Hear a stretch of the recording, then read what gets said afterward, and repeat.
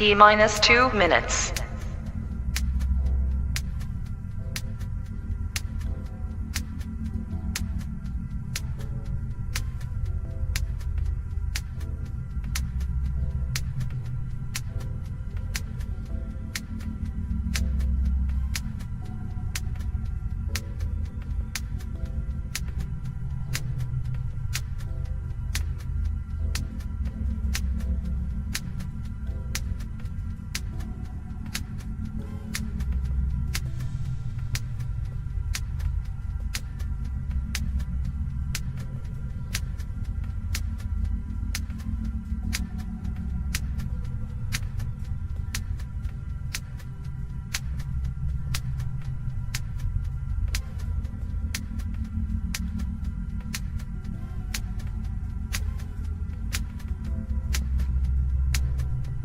T minus 1 minute.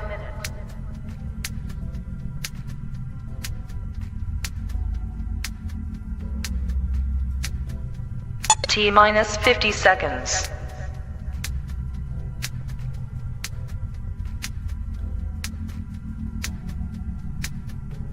T minus 40 seconds.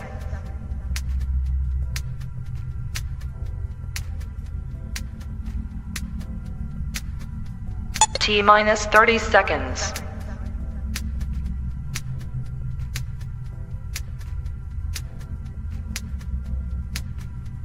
T minus 20 seconds.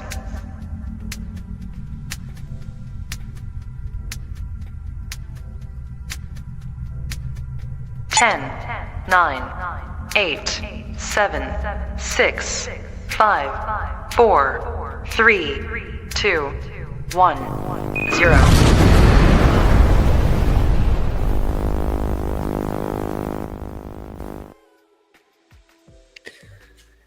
Hey everybody, how's it going? Happy Saturday in crypto. Things are looking, I would say, overall decent. Let's see what we got. Crypto Trapper, crypto is great. So glad Trump separated Bitcoin from the shitcoins. Fair. I think that's a very fair comment to make. Realistic. I think that's what should have happened anyway. Yeah, it seems to me like even with like the crypto strategic reserve or whatever pulling in Solana and Cardano and a lot of this type of stuff, like I don't know. I mean, they're not bad coins, but they're I don't know. They're just not exactly what I would have expected. I really think like Bitcoin should be the only one in the strategic reserve, and maybe Ethereum potentially is kind of my thoughts there. But yeah, I mean, overall, I think it's a good. I think this was a lot more. I think people were expecting more out of this than what we actually got, and I think that's okay. I don't know what people were really expecting to happen out of this type of summit. I don't think there was ever going to be any sort of like, oh my gosh, we're going to go buy everything and we're going to go buy all the Bitcoin on the market. Like that was never going to happen. And so this, to me, I even had a video that came out a couple of days ago that said something kind of along those lines of like, there's no chance that this actually like leads to too much of anything. So that's kind of my thoughts. Yeah, so let's see. Just gonna kind of be hanging out. Looks like okay. Yeah, look, interesting. So we have a little bit of an. Actually, let me share my screen because I had a crypto summit prediction, which is kind of interesting. Let's see. We'll share this screen. We got the crypto summit prediction. Okay.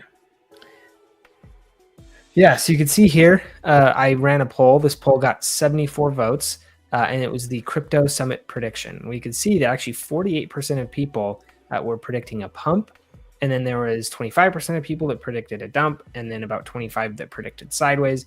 If we go and take a look at the Bitcoin chart, we can see, let's actually just do it on like the 4 hour. We could see it kind of resulted in more of a dump. well, actually, no, sorry, this is back on 23rd of February.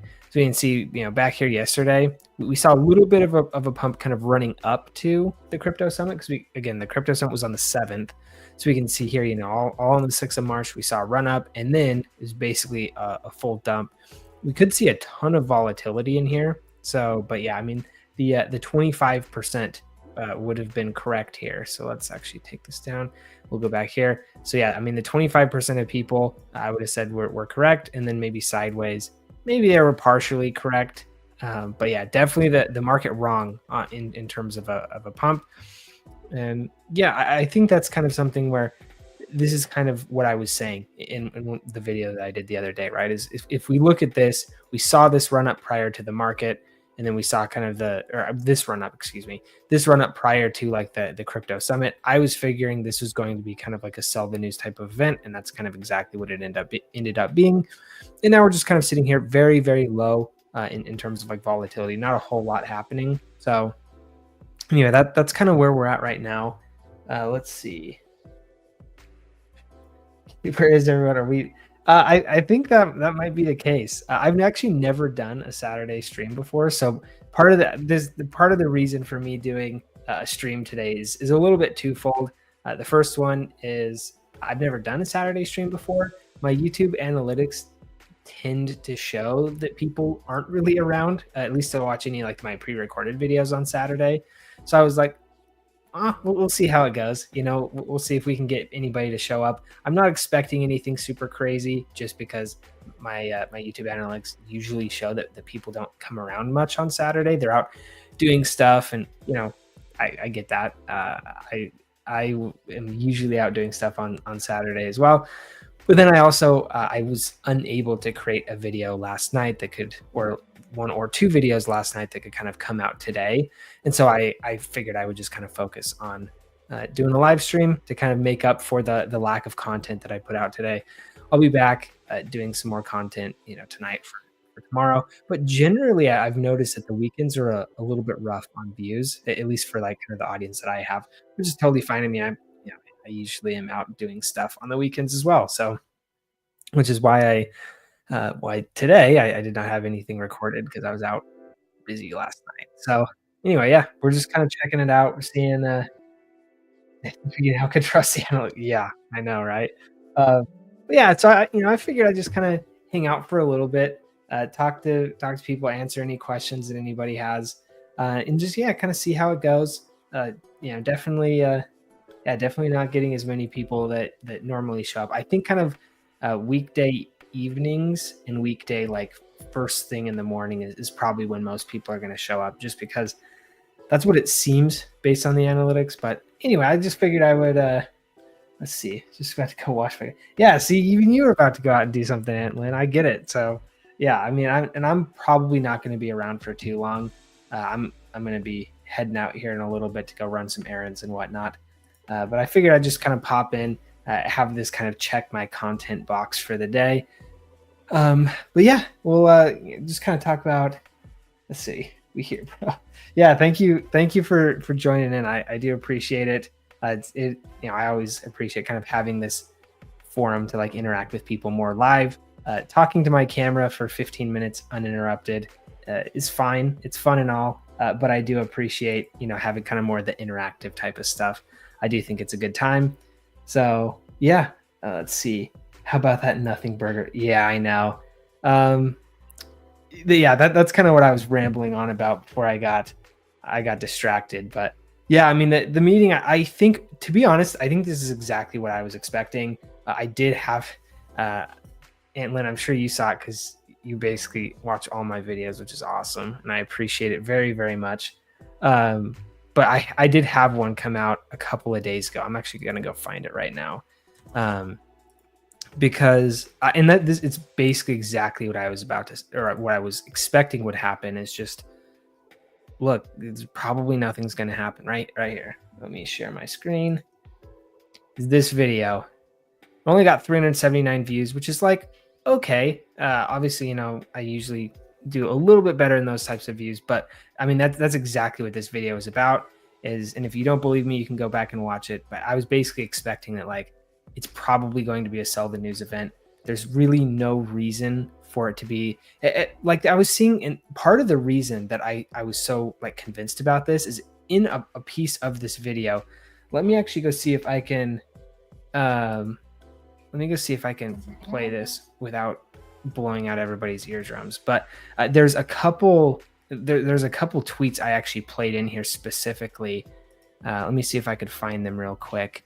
Oh yeah, this was me going over. You can see in this video, I talk like, look at all just the ridiculous like bull posting. I've come to figure out that if crypto Twitter thinks something, it is almost certain to go the other way. So you can see here, you know, everybody's talking about, are we back? Oh yeah, so much USDC's minted.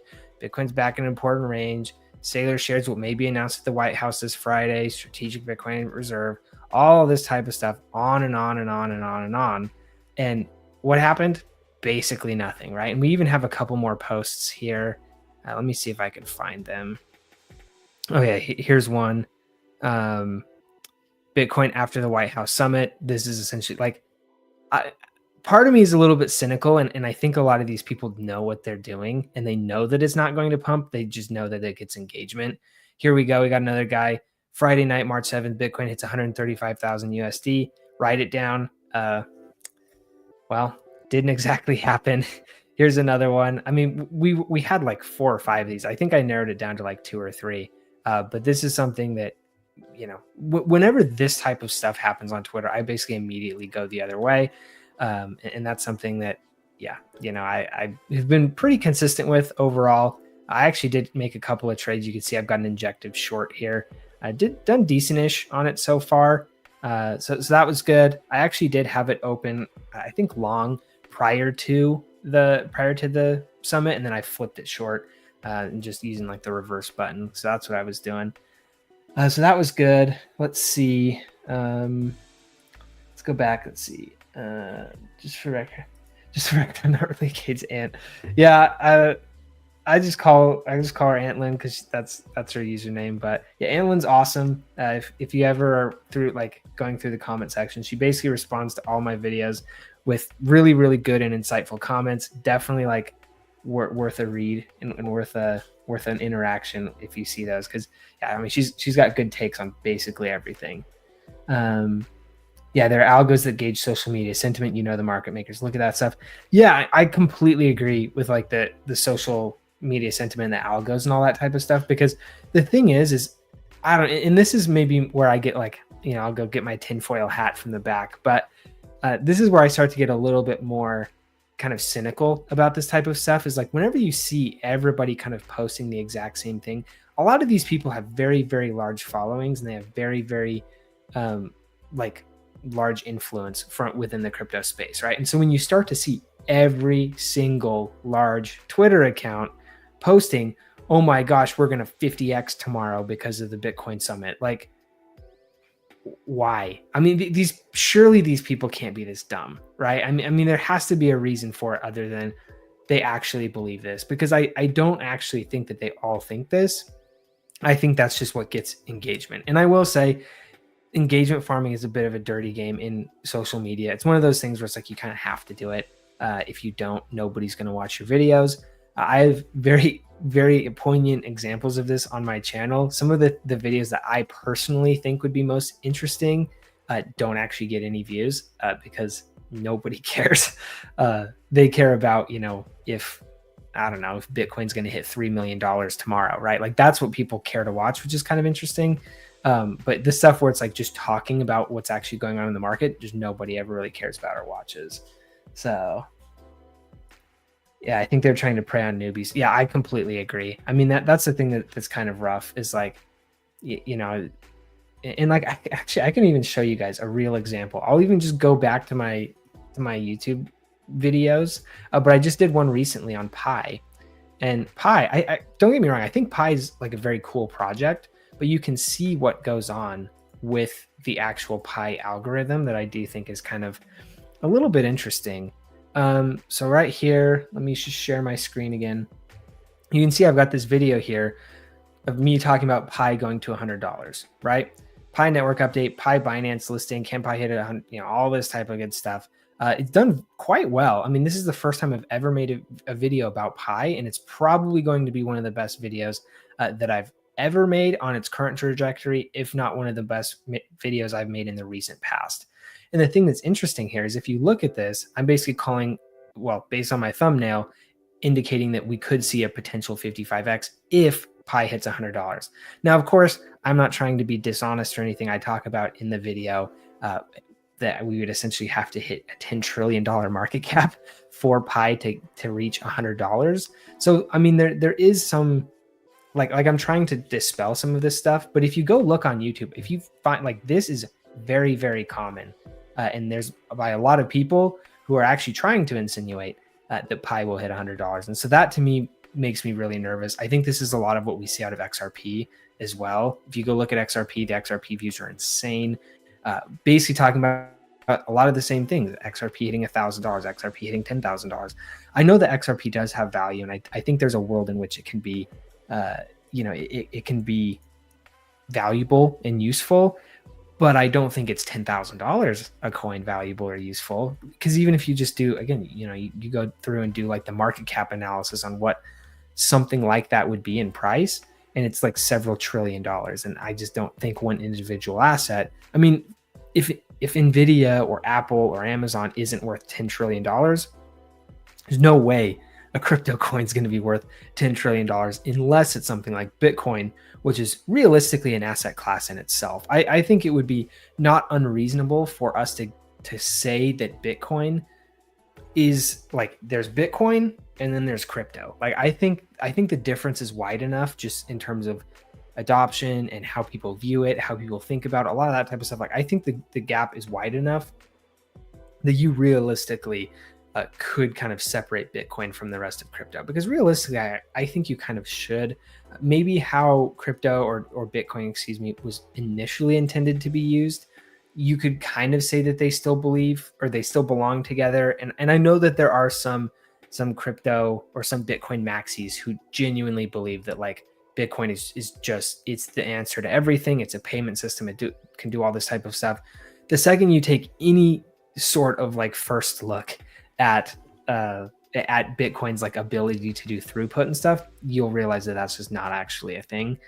So that I don't actually think is the case. I think it has to be more about a like, it has to be more of like a store of value type of thing. That to me is kind of what that would end up looking like. Let's see. One thing. Yeah. Well, yeah. One thing I love about a fair, and that's, I think, part of the reason people like the Pi coin so much right now is because they essentially did a fair launch. You don't have the insiders. You don't have the people like the snipers that get in at the very beginning. Obviously, you can scalp things. Antlin, I know that you're very good at sniping those types of things, which is really good for you. I haven't quite figured out how to be a scalp lord yet. Maybe you can teach me. But yeah, I mean, that is the thing. Yeah, there's no market makers. One of the things that people are really, really waiting for that I think will happen eventually is Pi will get a Binance listing. I'm sure they'll get a Coinbase listing. I'm sure they'll get a lot of that type of stuff.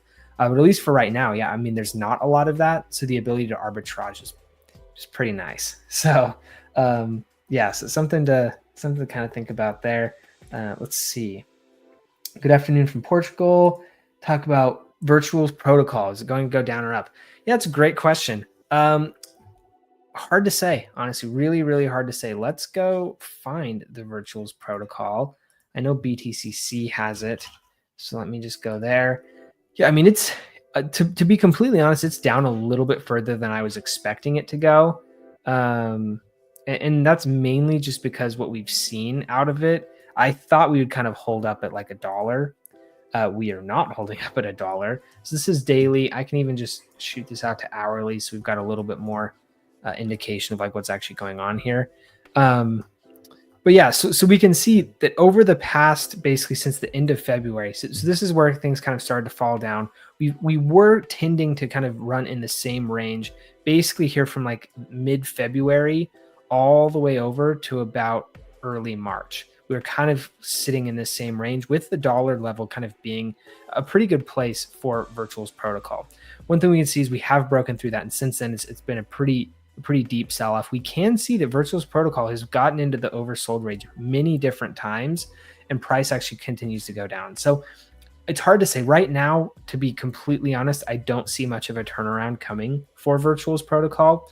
I think a lot of the hype has kind of died off around meme coins generally, and AI coins kind of, I think, piggybacked on meme coins a little bit. We'll have to see. I mean, the team continues to build. Projects continue to build off of Virtuals. Like, there's things still happening, in my opinion, with the Virtuals protocol, but we have to figure out what exactly that looks like, right? Because right now, I think a lot of people don't know for sure. Also, we have to remember that we're effectively back in Bitcoin season, right? I mean, Bitcoin is the only thing that really matters right now. I think you can lump in, XRP, Cardano, Solana, what else? XRP, Cardano, Solana, HBAR maybe. Ondo's one that still gets some looks now and again potentially. But basically, kind of all this to say, let's actually go back and let's look at crypto bubbles. We can see here, like, it's a very, very mixed market, right? So there's not really one direction or the other that the market's going. This is the daily, this is the weekly. So we can see greens here and there. Obviously, Cardano doing pretty well, XRP doing pretty well. But we've got Move also been doing pretty well. This is one that's been kind of widely associated with the strategic reserve for whatever reason. I think it's just because that the Trumps own some of this, but this has never, ever been insinuated to be involved with the strategic reserve. So I think this just kind of moves purely off of speculation more widely. But you can see also, we've got some other projects that have done relatively well recently. I mean, IMX is a gaming token. IMX has just been getting absolutely crushed basically just forever. IMX has been really down horrendous, which is too bad because I think this is probably a good gaming pick, but gaming just continues to not see anything. And so people are kind of dumping a lot of their money out of that. You can see even Pi kind of down a little bit. What else we got? We can see, Sonic down really bad. I mean, it's still up a little bit from the month just because it did kind of go on a pretty nice run there. We've got Celestia, same type of thing. I mean, there's a lot of these that have kind of started to pull back while some others are going. So it's hard to say, kind of what exactly is going to happen for sure in the upcoming future. But yeah, hard to say for sure.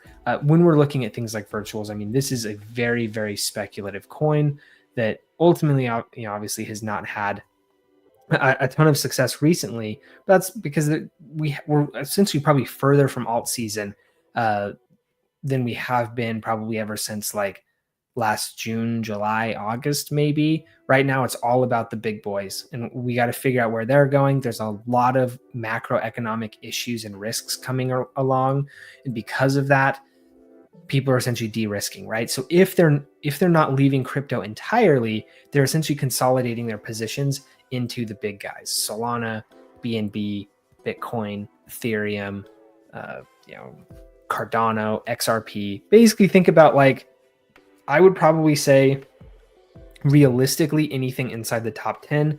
More than that, probably things in the top 25. I would say anything outside of that, I think is going to be really, really rough over the next little while. So that's kind of what I'm thinking. Oh yes, thank you for the reminder, Antlin. Let's hit that like button. Yeah, please help me grow the channel. It's nice kind of doing this stuff, hanging out with you guys, creating the content, all that type of good stuff. Yeah, so yeah, like, subscribe, do all that type of fun stuff. I think liking the stream, it helps like push it to more people, all that type of thing. So if you guys would, I'd really appreciate it. That would help me out a lot. Mikey, let's see. Do you have any thoughts on Pi Cycle top indicator as a top indicator for Bitcoin? So this is something that I think I think is an interesting question. Let me just give me a quick second to pull it up real quick. I do actually have some thoughts here. I will say my thoughts, just to give credit where credit is due, my thoughts largely come from Benjamin Cohen on this, just because, let's see, let me just focus real quick to get this. Pi Cycle top, okay. But yeah, I mean, my thoughts, I would say, largely come from Benjamin Cohen on this. I'll just give credit where credit is due. The reason why, so I don't actually think we'll see the Pi Cycle top cross, and let me show you why. So here's the Pi Cycle top. This is kind of small. Can I zoom in? Yeah, there we go. Okay. So let's do this. Yeah, that I feel like that's decent. I think you guys can see that. Okay, so yeah, so what we can see historically from the pi cycle top is the pi cycle top is, let me get this correct, but I think, yeah, it's when the 111 movie or the 111 day moving average crosses over the 350 day moving average times 2, right? So take the 350 day moving average, multiply it by 2, and then when the 111 day moving average crosses that, that is essentially, I think the cycle top happens within 3 days or something like that. Like that's been the historical kind of metric there. And what you can see is every time we have a blow off top like this, the pi cycle top indicator does actually work. And the reason why this indicator is actually pretty interesting is because it has happened every single time in the past, but this was actually created, I believe, somewhere in 2020. And so this is one of the only crypto indicators that's actually worked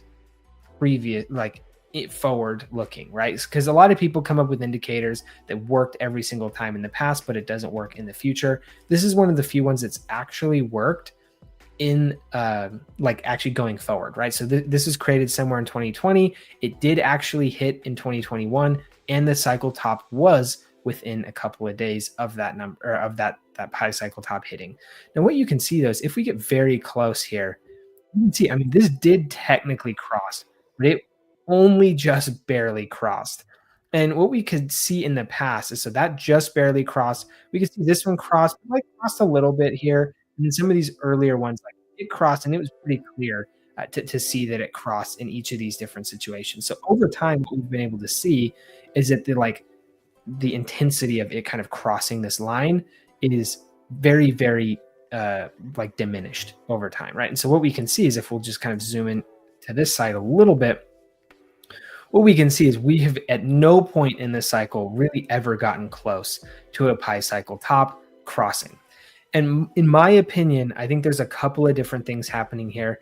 The first thing that I would say is, I personally, again, I would love to be wrong, but I personally find it very, very doubtful that we actually see the pi cycle top cross. So that's kind of my opinion here. And the reason why is because essentially, and this a lot of the time just comes down to math, right? Previously, it was not hard. Like if, for example, if you have $100 billion asset, it takes $100 billion to double it, right? Effectively. It's a little bit more like nuanced than that, but like just for easy examples, you have $100 billion, you add $100 billion, it 2x's.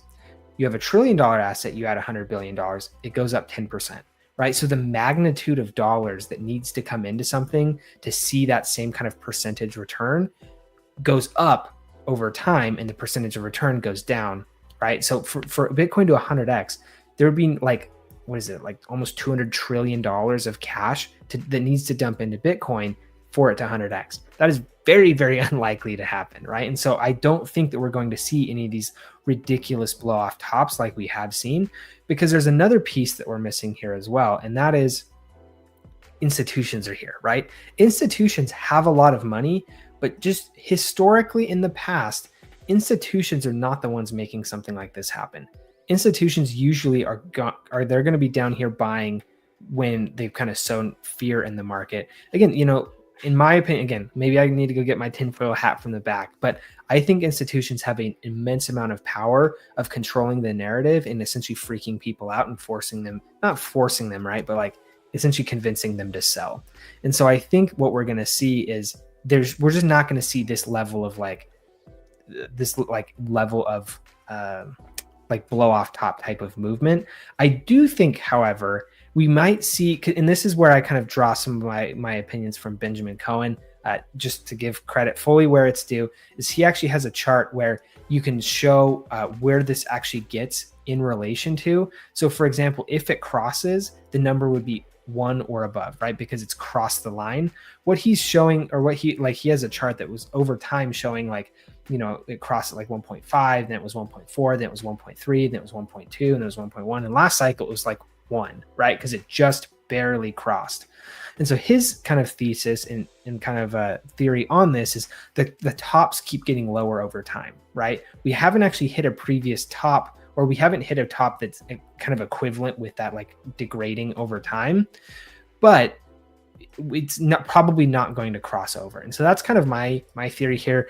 One other thing is we can have the price. Oh, actually, I think I need to go to a different one. Give me 1 second to find the other site that I want to get to. But there's this thing called the price heat map or the price heat map that is really cool.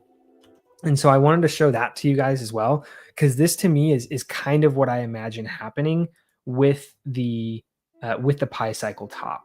So let me just find it real quick. I can never, oh, there it is, price temperature. Okay. So let me reshare this.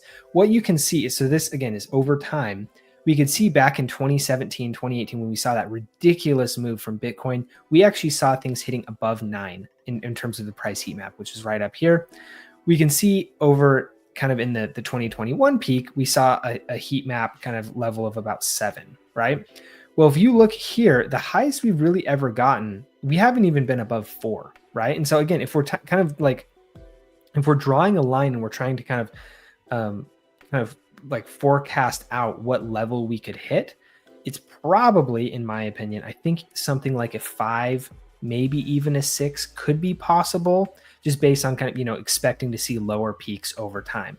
But again, you know, if this was the peak, this peak was at like 3.5. So we essentially went from something like 9, 9.5 to like 7 to like 3.5. That to me seems a little bit low for what could be possible. Now, again, that's not to say that we're never going to see anything, you know, we're never going to see this happen again.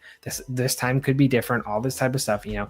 But my opinion here is that I do think that like if we were getting to like a price temperature, of about a 5, that is the point in time at which I'd be like, okay, we're probably there. This is probably a point in time where it would be interesting. So that's kind of my opinion. Let me look through some of the questions here. Let's see. Greg, retail follows motion, professionals follow cycle. Yeah, completely agree. I think what we've seen, and I think that people, again, you know, this is one of the things about crypto that we need to always remember is everybody's always trying to find what the like true alpha is, right?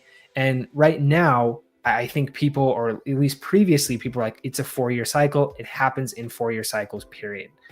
That still technically could be the case, but I would find it fairly unlikely if that were to be the case, right?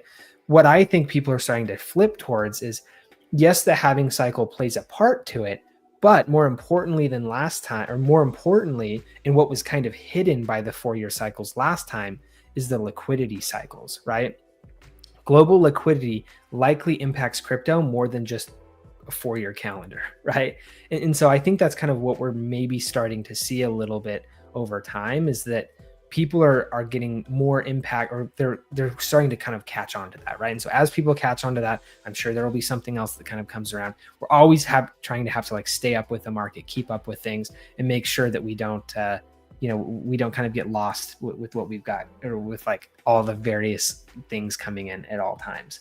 So let's see. One of the patterns is past cycles. On the monthly, BTC is topped at an RSI above 94. We were coasting at 84 for a long time, now back down to 60. Yes, I mean, here's another really, really great example of like, we can kind of pull all of these different things, and all of them are going to have, I would say, bits of the truth in there, and we got to figure out what that means. And one thing that is actually really nice about the RSI is it is kind of dynamic over time, right? So RSI, if something goes up 10,000%, you know, maybe the RSI is 94 at that point in time, but also if something goes up, you know, 200%, RSI is still going to kind of dynamically adjust based on what you're seeing in the market overall in terms of overbought or oversold. So RSI can be kind of like a little bit of a dynamic indicator for that, which I do think is pretty cool. Let's see, Jeremy. Hey man, what do you think about the ICP chart? I probably think the same thing as you. It kind of sucks, but I still love ICP all the same. Is probably kind of what my short thoughts would be there. Let me just go and pull it up real quick, and we can just kind of take a quick look at it. Because yeah, I mean, it has been holding this $6 range decently, which I would say is nice. But yeah, I mean, it just kind of sucks. But fundamentally, I think ICP is still doing a really, really good job. So let me pull this up real quick. Okay, so yeah, you can see this is what we got out of the ICP chart. Let's actually just go back to daily so we can see more stuff going on here. Obviously, we saw that really nice run up. We are now basically back to where we were. And we're kind of essentially pushing lows. You can see we've got wicks kind of into like the high fives, but we've always been able to kind of hold it effectively. We'll see, we'll see if we can keep that.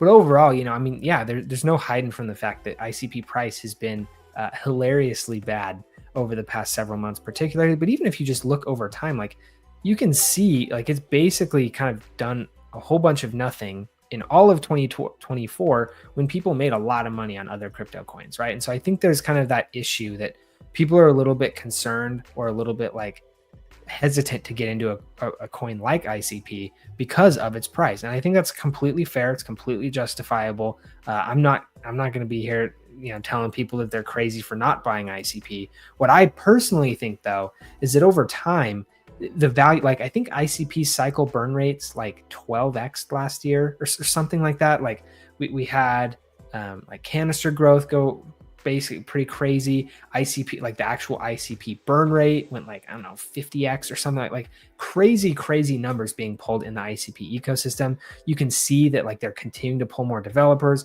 They're continuing to do more stuff on chain. They're continuing to build the tech. Like from a pure fundamental look at and this is why I try and tell people when we assess crypto projects is you have to have both the fundamental piece and the technical piece, right? From a technical perspective, ICP looks absolutely atrocious. But from a fundamental piece, I think ICP is probably the best in the space. In my opinion, of course, I do not have complete knowledge on all crypto projects in the entire space, but what they're actually doing is very, very important. I mean, I would actually say probably the most successful coins in the space are stable coins, but we can't really speculate on or make money on those. So those are kind of removed from the calculus here. But what I would say generally is that, yeah, I mean, ICP from a fundamental perspective, I think is absolutely nuts. And if/when we actually kind of start to see that like that kind of tilt a little bit, I do think ICP price is going to go crazy, but it's going to be one of those where people literally have to see it to believe it, just because, I mean, if you do look at the ICP chart over the past several years, it's been basically down only. People have been burned a lot. People have lost a lot of money. I was actually talking to one of the marketing directors of ICP, actually one of the ICP projects, the Oizy wallet. And he basically kind of said exactly that. It's like people have gotten their eyes ripped out on ICP, which is completely fair. And so he basically said like there's a lot of like lingering issues and frustration and aggression toward the ICP coin because of the horrible price action. And so a lot of what they're trying to do is trying to kind of push some of the marketing, like the marketing stuff through other apps. Think about the Oizy wallet. Think about Caffeine AI when that potentially comes out. Q2, Q3 is kind of what I've been hearing. So that's kind of cool. So that's been, that's kind of essentially how we have to look at that, right? But if Oizy wallet is a massive success, if Caffeine AI is a massive success, all of this stuff is built on ICP, right? Tap Protocol is another one that's building on Bitcoin. If building on Bitcoin has a major run and Tap Protocol is a huge success, that's going to be good for ICP, right? HBAR is now working with ICP and integrating with ICP. If HBAR does really well, I know there have been whispers that potentially Cardano could get involved. Who knows? I think it's still way too early for some of that to happen. But if that happens, right? I mean, there's a lot of different things going on here that could really, really kind of rocket ICP overnight. But yeah, up until right now, the price from a technical perspective is really, really bad. The only reason I continue to hold my ICP is because I believe in it from a fundamental perspective. And yes, of course, we're all going to be losing money along the way until we don't, right? And then when that flips, I think that'll flip very, very quickly and it'll be kind of crazy. Again, who knows for sure, right? So yeah, and this is going back to the Pi cycle top. Even if the Pi cycle top does not cross, it should get really close, taking into considering diminishing returns, right? Yes, I would say it would probably get 90 to 95% of the way there, depending on, just depending on kind of how close we do get and kind of what those returns do end up looking like. ICP has actually been strong, finding support right around 6, just a few cents lower. I don't think we're seeing much selling from long. Yeah, I agree. I think most of the traders are probably out of ICP, if I had to guess. I think the only people holding ICP at this point in time are probably long-term holders. The only thing that I think we have to consider here that somebody did mention in one of my comment sections a week or two ago is that there are still 2 more unlocks from Definity and the holders and all that type of stuff. They usually are large sellers, just kind of depending on who it is. So that is something where over the next couple of months, we could see some potential sustained selling pressure. However, I will say the $6 range does appear to be a fairly strong support. And with those unlocks coming to an end in the very near future, I think we're looking okay, right? So that is something to consider. Just think about that. Let's see. Yeah, let's see. Are there stuff that you do not agree with someone like Benjamin Cohen or other crypto people? Yeah, I mean, there are things I don't agree with about things that everybody says, right? But that doesn't mean I can't generally agree with their like thesis overall. There's a lot of people who I greatly respect their opinions who actually think XRP is great. I personally don't see the value of XRP, right? That doesn't make me like think that they're dumb now because I disagree with one position that they have. Like that's, I don't know. I think the market is a lot more nuanced than that, right? And you have to be able to understand that nobody's ever, I would be very, very surprised if any of you watching agree with 100% of what I have to say. I would be if you do, you probably just haven't heard me talk long enough yet, because in my opinion, nobody 100% agrees with anybody. But overall, I think largely, I think Benjamin Cohen's really, really good. There's very little to disagree with him on there. I think he's a little, if I had to like give one critique, maybe, I think he's a little maybe too like laser eye Bitcoin type. I mean, and so far he's been right. So I can't say that like, I can't like knock him for it, but I do think when that switch does flip, he might be a little slow to the punch just because he's so like Bitcoin only, Bitcoin only, Bitcoin only.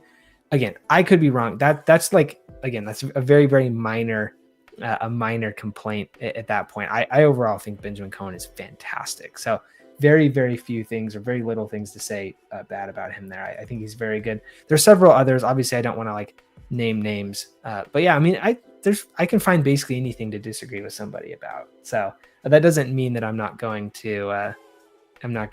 you know, think I think that they're bad or anything. I think less of them. Like I think everybody has their own opinions for their own reasons, and most of them, I think can be good. So let's see. I'm not worried about it. Just as to where you think we are according to technicals. Yeah, I mean, I think from a technical perspective, if like hopefully we find a $6 floor on ICP. If we don't, I don't even know. You know, we might be going back to $5, $4, $3, $2. Who knows for sure? But yeah, I mean, overall, like I said, I'm not particularly too worried about the price. The other thing that I will say, and this is just kind of like this is something that I would say that's very like, you need to kind of keep in consideration with the larger crypto market. Prices have gone down. Obviously, prices have not done what I was hoping or expecting they would do since January. Do I care at all? No, I do not care at all. And the reason why is because I'm not investing with money I can't afford to lose, right? That to me is the number one rule of crypto. I'm mega bullish long-term on crypto. I think crypto is going to $50, $100 trillion, maybe even more. I mean, this is kind of like the next iteration of the internet. If you ask me, I think AI needs crypto and crypto needs AI. So with all this AI stuff going around, I think it's only going to kind of speed up the iteration of crypto. All of this to say that essentially, like, I'm about as bullish you can get in the ecosystem, but I'm not investing anything that I cannot afford to lose. If all of my crypto investments went to zero tomorrow, me, right? Obviously it sucks, but I'm just not that worried about it. And so that's something I would say, just keep in mind. I know it's fun to like see, make 3x in a day or all this type of stuff, but you can also lose 70, 80, 90% in a day as well. So just be very, very careful. Don't invest anything you can't afford to lose. Obviously, that goes for ICP, that goes for Bitcoin, that goes for Ethereum, that goes for everything. I do think, and this is one thing I think people may be a little bit not expecting, is, yes, Trump's the crypto president, yada, yada, all that type of stuff. But a lot of what he's doing in the short term, I would say is not particularly good for crypto. So it would not surprise me at all if we see kind of a short-term fall, or maybe even just kind of more of what we've been seeing. You know, things continue to sell off, things don't really do anything particularly well. And then maybe a year or 2, 3 years from now, things actually start to come back. But for right now, I personally think that what we're seeing is not going to be entirely great for the crypto market in the short term. I could be right, could be wrong. I have no idea, but that's just kind of my opinion based on what we're seeing. Let's see. It's a shame though they're falling for the manipulation. If that, yeah, I mean, that honestly is, and this is what I try really, really hard. So again, I'll use this as an opportunity to plug myself again and do a little self-promoting. I try really, really hard to kind of help people understand. I know when people come in and they're retail and they're you know, not really super familiar with the crypto space, how it works, a lot of that type of stuff, there is plenty of opportunity for people to get wrecked. You know, I think XRP is a prime example of this. I think Pi could potentially be a prime example of this. And that's not because these projects are bad, but it's how they're marketed, it's how they're talked about. It's just the FOMO, the hype, the frenzy around it. Like that can be very, very damaging for somebody who doesn't really understand kind of some of the nuances about crypto. And so that's one thing that I really, really try very hard to do, is take these measured approaches and actually just get back to the fundamental numbers, right? People are saying Pi can hit $100 per coin. Okay, what does that look like? And then I'll let you make the decision. I'm not going to tell you it can't. I'm not going to tell you it can, but I'm at least going to give you the information and the data to let you make the decision. Do you think Pi can hit a $10 trillion market cap? If so, buy it, right? I mean, go nuts. I'm not going to tell you what you can or can't do, but that is something that I do think that a lot of people in the space don't really do a whole lot, just because I think that doesn't do as well with views. I can see it clear as day. You know, my channel doesn't, the stuff that I actually think is interesting and measured and all that type of stuff doesn't really do particularly well. So I try really, really hard though, despite that, to try and give people, even if I do use titles that kind of fit into the algorithm, I try and approach the information in a way that kind of explains to people and walks people through that type of thing. So likes, subscribes, all that type of stuff does really, really help me out if any of you are interested. But yeah, that's one thing that I do try very, very hard to do. So let's get back to the comments here. People are just starting to get clued into what ICP does, partnerships with HBAR and ADA. I think Charles said this out loud. Yes, I would agree with this. I've actually bought more ICP within the past couple of weeks, I guess I should say, than I have ever. I think this is now the point of maximum reward versus minimum risk. Obviously, price has been going down. Sentiment is low from a pure price perspective, but from a fundamental perspective, it is clear as day that the flywheel is taking off, in my opinion. You obviously need to do your own research. You need to come to your own conclusion on that. But in my opinion, yes, I think ICP is looking in an absolutely amazing spot. But again, that's not to say, that's not to guarantee that that's what's going to happen, right? We just don't know for sure. So excited to play around. I am too. This is one. So I forget the guy's name, but he was at ETH Denver. I actually listened to one of his talks, and what they're talking about doing with Caffeine AI is really cool. I think it's very, very interesting. I'll be very excited to see. I really, really hope it's not a flop, because if it's a flop, that would make me really sad. And also, I think that would just absolutely crush the ICP price. But we'll kind of see. Yeah, partnerships have been good. I think if we see Cardano come around to partner with ICP, I think that will be a major kind of price thing. Let's see. Hydrate. Thank you. I actually will take a drink. I've been kind of rambling for a minute.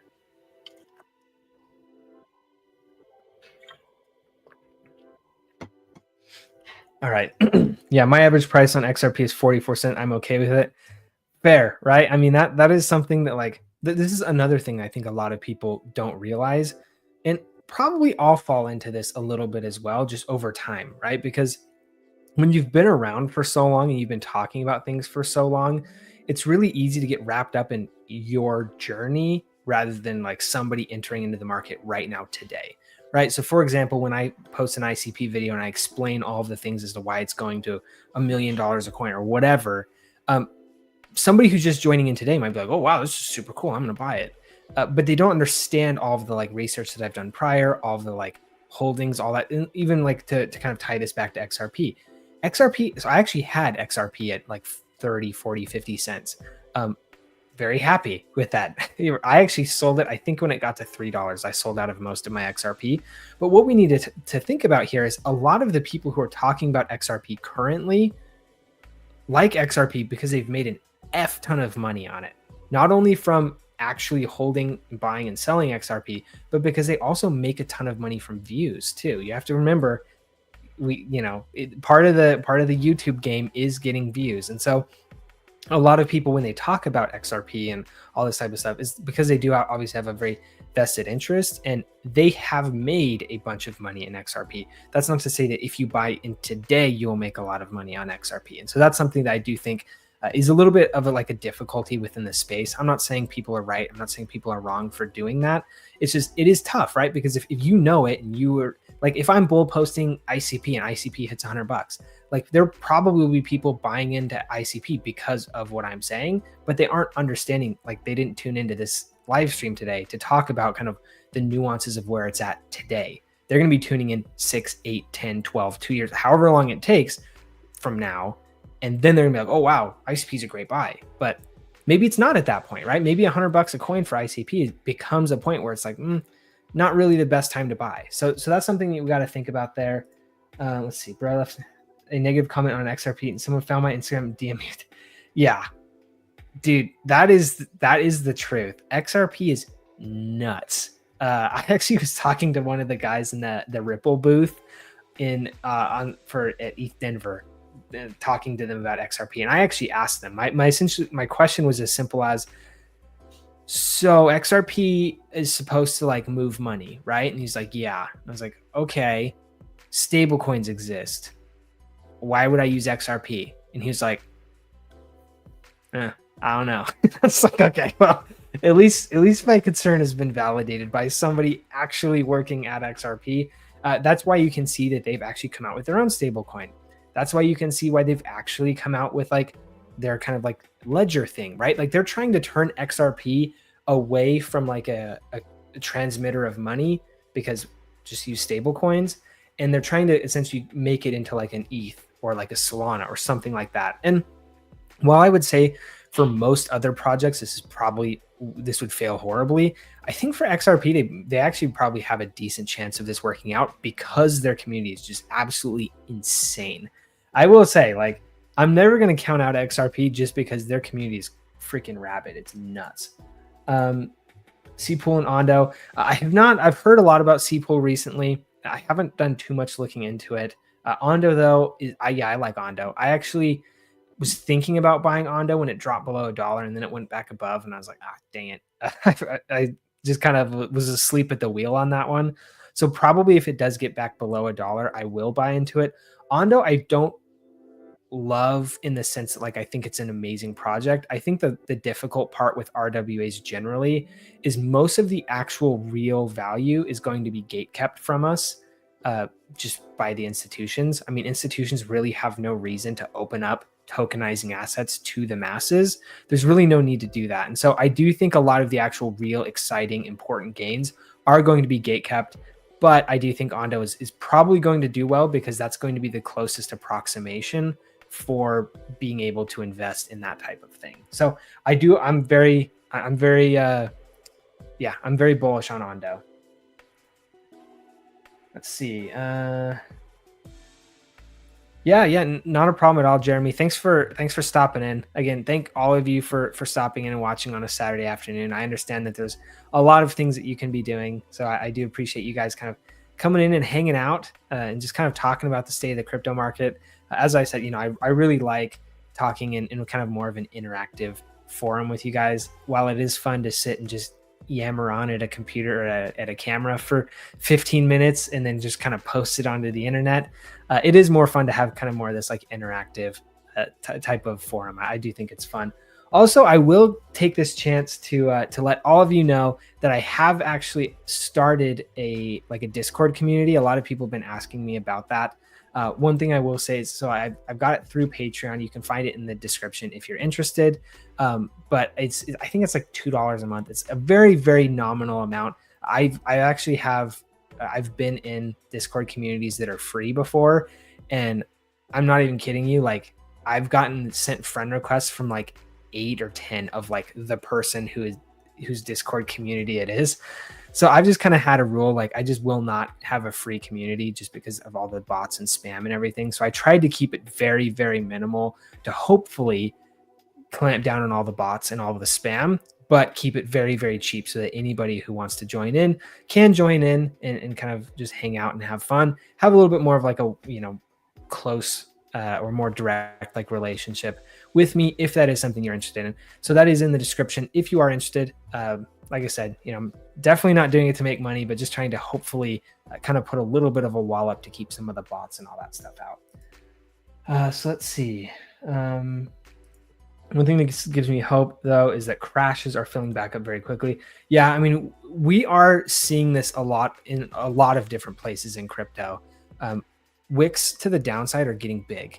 So even though prices may crash, they get bought up very quickly, which signals to me that while we may not be at the Pico bottom, we're getting very close because there's a very intense amount of buying pressure for a lot of different coins towards like kind of the supports they're at right now. So let's see. Yeah, I'm excited about Caffeine AI. But I mean, this is what's so cool about AI is anybody now can code and kind of create their own thing. And the thing that's super cool about Caffeine AI, for those of you who may not be super familiar with it, is it will actually host it and like do all the hosting things and all that stuff for you on chain, which is super cool. On chain, maybe you're like, I don't really care if it's on chain or off chain, which fine. But the thing that's super cool about this is like, let's say you go create a program in ChatGPT. Well, now you've got to figure out how to like host it. You have to figure out how to like compile it. You got to like figure out where to store it, like AWS or Azure, all that type of stuff. You don't know how to do any of that. That's all a learning process. With Caffeine AI, you just you basically just compile or you like say what you want to say, and then it just shows up. So it's really cool that's actually a thing now. Thanks, Tyler. Thanks for tuning in. Yeah, not anybody's financial advisor, but Tyler always likes to give me a hard time. I'm sure a lot of you do already follow Tyler, but if not, you should because he's cool. Let's see. I agree. A partnership between two strong communities like ICP and ADA could be huge. Agreed here. There we go. Oh, that's funny. That's funny. Let's see. Oh, I didn't realize that Tyler was just streaming. I was telling Tyler, I was telling everybody I've been out just kind of doing random stuff today. And then I decided, since I did not make a video last night to be posting today, I should just go in and do a little bit of a live stream. So that's kind of what I've been doing. Just been hanging out. Let's see. I think the XR community is nuts because of all the crap at the SEC. Yeah, I do actually think, yeah, it's one of the, what do they call that? Like trauma bonding or whatever. I do think that the XRP community has been through a ton of that. And I do think part of the frenzy or like the optimism around XRP is like, they won, right? Like it's been a multi-year process. They've been getting dragged by various branches of the US government for years and years and years. And now they won, right? So now it's like, well, now what can we do? We just beat the US government. So I do think that is a really, really good point. Let's see. Yeah, this is, so here's the thing, Mikey, and you actually bring up a really, really great point that I want to talk a little bit about. I'm trying to figure out, and I actually did a poll on this on my X account the other day. I'm trying to figure out what actually costs people more money. Is it fear or is it greed? Because obviously fear costs people money because they get shaken out and they sell it at a loss and then it goes back up and all that type of stuff. But what if they sell, or, does greed cost people more, right? Because this is exactly it. I keep trying to convince a friend to sell his Pi coin, but you keep saying that it's going to get $100. Again, maybe tell him to watch my video, Mikey. Maybe he can take a look at some of the numbers and what that means, and maybe maybe that'll help impact his decision a little bit. One thing that I have started doing, and this is something and this is what I try to help people with, and why I have this channel too, is because when I was kind of early on in crypto and I was retail and all that type of stuff, I used to think in absolutes, right? So I'm either going to buy or I'm going to sell, and I'm going to do either of which in 100% chunks. And that's just not a great way to think about that, right? So usually what I'll try and do is if price is good now, maybe I'll buy a couple $100, $1,000. Price is good again, maybe I'll buy a couple $100 more, a couple $1,000 more, whatever. And I just keep doing it over time, and I accumulate over time. Even now, we see a pump. I'll probably, pull off 10% of my I'll pull off 10% of my portfolio. Maybe I'll pull off 20%. Maybe I'll pull off 50%, whatever. There's a lot of that where that's what I just do, right? And so that is something that I think kind of helping teach people who might be a little bit more new to the crypto market, or even just trading in general. You don't have to do everything in absolutes. At least for me, that's been very, very helpful. So Mikey, maybe that's something you can tell your friend as well, that maybe he doesn't have to sell all of his Picoin, right? Maybe just sell 20%, maybe sell 10%, whatever. And then he can have kind of the rest of that. And then if Picoin goes down, maybe Picoin hits 50 cents, maybe he can put his 20% back in and just buy more Picoin because he thinks it's going to $100 or whatever, right? Like that is kind of how I generally kind of look at that type of thing. Let's see. Walked in on Thursday just in time to see. Yeah, exactly. With 5x on Ondas to XRP and Litecoin. Yeah, that's the thing, is like whenever you see crazy moves like that, it's really, really a good, like, actually, I'm going to go see if I can find, because I did the same thing on Solana. I think it's what I was doing it with. But yeah, let me go see if I can find that, because yeah, I mean, there have been a ton of opportunities recently where you see just ridiculous moves in a very, actually, yeah, let's go right here. Sorry guys, I'm just kind of fiddling with the chart right now. And we can kind of take a little bit of a look at this. Okay. So yeah, let's take a look. We'll pull this back on. So yeah, you can see here, these are 30-minute blocks, right? So we saw this, came down crazy. It overextended outside of the Bollinger Bands. I talk about this constantly on my channel. If you're not familiar, it came right back out. Whenever it comes back out, it's almost certain that it's going to fall back in at some point in the near future. When exactly, we don't know for sure. But then yeah, pulls back in. I mean, you go and do this on like a low leverage play, you're going to be making probably 50, 100, maybe even 200% on this type of move, which is really nice. And you're also low leverage. So it's not like, if you buy in here and the wick goes to here, you're going to get liquidated, right? That's also another really important thing to notice as well.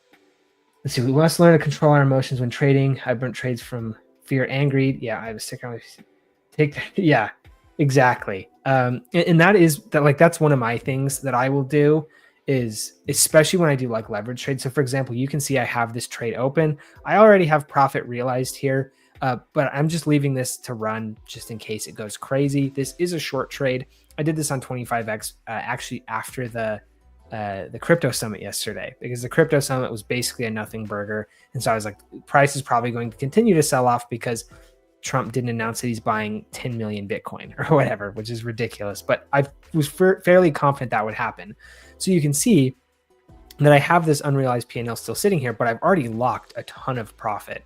And the reason why is because in pretty much a standard kind of practice for me is whenever something hits 100%, I will sell half and set the rest at break even. So that way, if absolutely nothing else, I did not lose money on the trade, right? But generally, I'll set it at 100%, and then I'll sell another 20% at 150%. I'll sell another 10% at 200%, or whatever kind of works for me based on kind of my conviction in the trade. But one thing that I'm very, especially when I'm leverage trading, I'm very kind of consistent with is once something hits 100%, I sell half, period, end of story. That's it.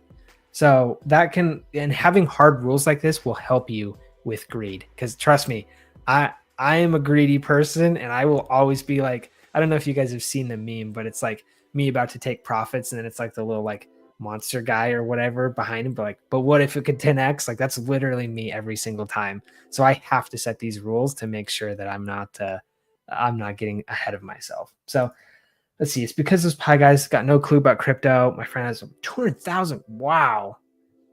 Yeah, that's nuts. He has to sell. I don't know. Like that is, yeah, that's crazy to me. But yeah, I mean that is what's interesting about Pi just generally is it has kind of onboarded a kind of a new breed of crypto investor because of kind of how it came to be.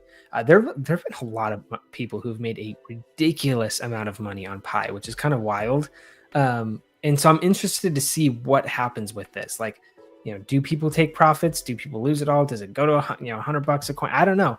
And part of it is like it's part of the GameStop type of thing too. Like if you do get enough people who generally don't know what they're doing, maybe all of them just won't sell and it will go to a far higher price. I still don't think $100 is reasonable, but it could go to maybe $10 or something crazy like that. So yeah, 200,000 coins. That's crazy though. That will be the fumble of all time if he doesn't at least lock some profits to start. Because that's the thing is he could easily sell out 10%, cash in, what is that, like over 20 grand at this point in time, probably over 30 grand. And then just let the rest ride if you want. Like, I don't know. Seems kind of interesting to me. Obviously, I'm not people's financial advisor, despite what Tyler says. So they obviously can make their own decisions. And while I might disagree with them, that is okay because it's their money. Let's see. I won't lie. I mind Pi on my phone with that many people thinking it's something amazing. I'll buy. Yeah, that is the thing. Is like you can say whatever you want about the espousing the truths of crypto or whatever. But ultimately, as I say a lot. The thing that is crazy about crypto generally is it doesn't matter about the tech. It doesn't matter about what people think. All that matters is, do people actually use the thing that you want them to use? That, in my opinion, is the bar. I don't care if it's janky. I don't care if it sucks. I don't care if it's like this weird workaround. It doesn't matter. Do people use it or do people not? And so that's one thing that I'm always kind of very like hardcore on. And so yeah, I mean, I'm all about Pi just from the sense of like it seems like an interesting thing that people are using. I still kind of need to look into the tech a little bit more to see, but at least for right now, it seems like a good trading opportunity, regardless of what you think about the tech. That's kind of my position on Pi, at least for right now. Yes, to do a lot of decent in and out, same. Let's see. Thanks, Kim. Yeah, no, not a problem. I appreciate it. Obviously, that's why I do this is to hopefully help teach people and hopefully help them from fumbling crazy amounts of money, because that would be rough. So hopefully he can, at least just become a little bit more informed on kind of Pi and crypto and investing just more generally. And then he can make his own decision from there, of course. Let's see. Any thoughts on Murad's meme coin thesis? I think it's dumb, personally. I think that is a great idealized version of what meme coins could be, but I just don't think that's what meme coins ever will be. I think there's way too, like, you can see it with the Libra coin and Trump's coin and all these other rugs. I mean, if you look, like, Dogecoin was what, a multi-year long trade that could have played out. With Doge, Bonk, all of these were multi-month long trades that could have played out. We're looking at what now? I mean, these meme coin trades don't last more than a couple hours. So how is this anything more than just a casino where people are gambling their money and it's just essentially a race to the bottom, right? I don't know. I don't really think, I don't really buy that line, but of course, people can do whatever they want. I just personally don't think that, I think meme coins have a place, but I don't think meme coins are crypto. I don't think there's a lot of people that are saying like, oh yeah, Bitcoin is just the supreme meme coin. I think I get what they're saying, because that's kind of how it like started a little bit. Like there is some memetic culture around Bitcoin, but it's not, I don't know. That's just not it, if you ask me. Anyway, I actually do have to go, get going back to running some errands and whatnot. I appreciate all of you guys kind of stopping in, spending some of your Saturday afternoon with me. It's always fun. Hopefully you guys like kind of this interactive type of thing. Just a couple kind of quick plugs before I go. If you are looking to trade, I do have all the trading links below. BTCC is doing a 10% deposit bonus, which is really nice because it's basically guaranteed free money. Phemex, I think, is $4,800. They also allow you to do trading bots, which is super cool. I love grid trading bots, which is one of the reasons why I work with Phemex. And then WEEX, as you can see, I was primarily showcasing WEEX on the stream today, just because I do a decent bit of trading on WEEX. I actually do a decent bit of trading on all of them, but WEEX has been one that I do like. Phemex and BTCC are also great though. So anyway, got those below if you want. I do have that new community that I literally just, like, this is the first time I've ever talked about it.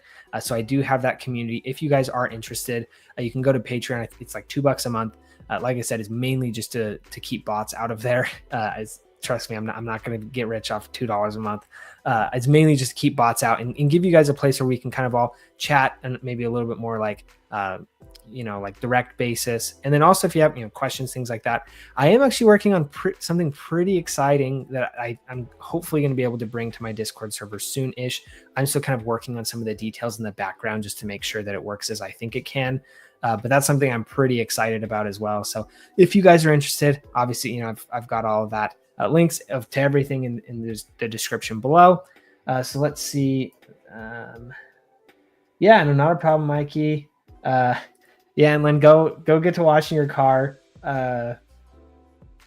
Yes, yeah, I'm tired of yeah, you should really check out Phemex. Phemex is pretty cool. Actually, let me just do a quick. I'll just do a quick plug for Phemex too.